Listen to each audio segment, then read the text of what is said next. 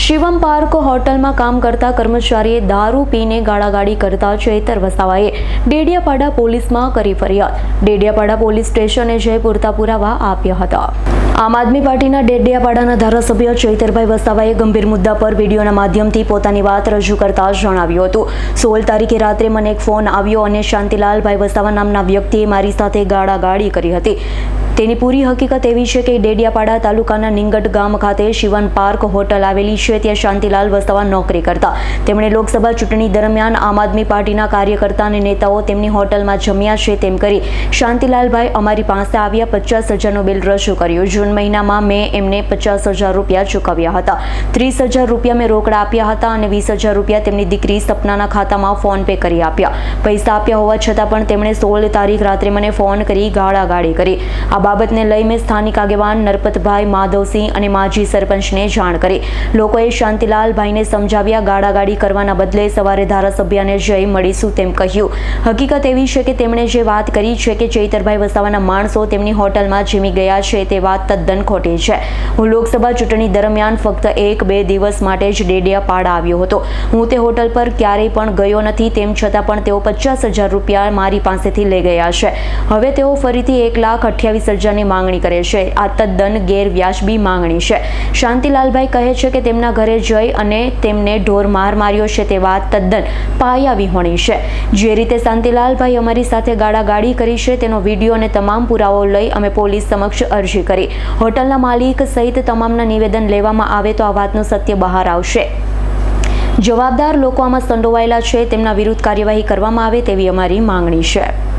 ગઈકાલે આમ આદમી પાર્ટીના કાર્યકર એક શાંતિલાલ ડેબા વસાવા અને બીટીપીના જે 2022 વિધાનસભા અમારી સામે લડ્યા હતા, બહાદુર વસાવા દ્વારા એક પોલીસ અધિક્ષકને એક ફરિયાદ આપવામાં આવી છે।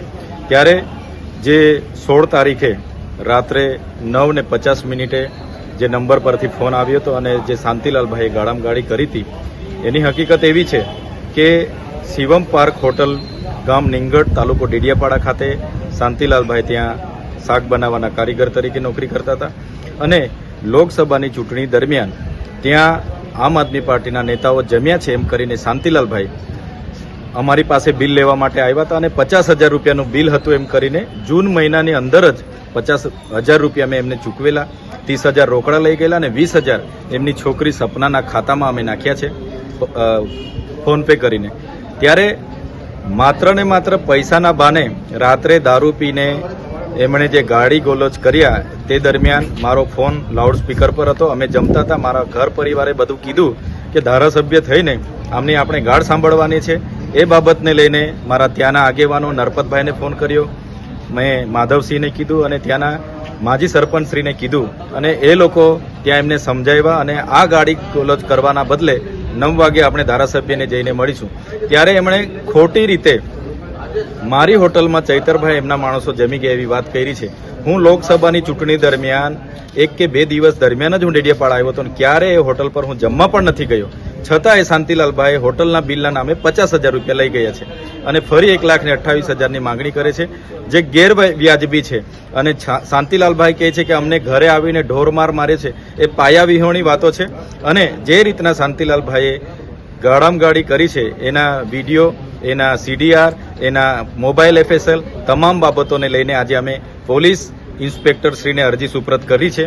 યોગ્ય તપાસ થાય, હોટલના માલિક સહિત તમામની નિવેદન લેવામાં આવે તો ચોક્કસ સત્ય બહાર આવશે અને જે પણ જવાબદાર હશે એમના પર કાયદેસરની કાર્યવાહી કરવામાં આવે એ અમે આજે માંગ કરી છે। બોલો। હું સંજય વસાવા શિવમ પાર્ક હોટલનો સંચાલક છું।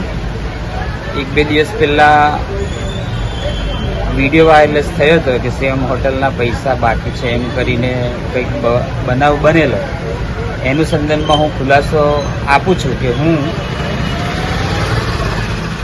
ઇલેક્શન દરમિયાન લોકસભાની અંદર આપના કાર્યકર ત્યાં આવીને જમી જતા હતા, તો એનું જે કંઈ બિલ હતું 50,000ની આસપાસનું, તે જે તે ટાઈમમાં સમયસર આપી દીધેલું છે। પણ પેલો વિડીયો વાયરલેસ થયો છે તેમાં આ બાબતની વાત થયેલી છે, તે અમારા એના હાથે કંઈ નિસ્બત નથી। કદાચ એ પોતાના અંગત પૈસા હોય અને એમને કંઈક બનાવીને કીધું હોય એ અમને ખબર નથી. બાકી અમારે એમના સાથે કંઈ લેવા દેવા નથી અને અમારું ચૂકવણું અમને મળી ગયેલ છે. આપણે કેટલું એક બિલ ચૂકવવાનું હતું? બિલ અમારે 50,000ની આસપાસ આપવાનું હતું. હા.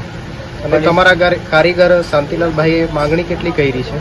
એમને બિલ એકચ્યુઅલી જે 50ની આસપાસ હતું પણ એમણે 1,28,700 રૂપિયાની જેવી વાત કરી છે અને એના ખુલાસા પેટે અમારી પાસે બિલ બુકો ઓલરેડી છે જ, એટલે એટલું બધું બિલ નથી.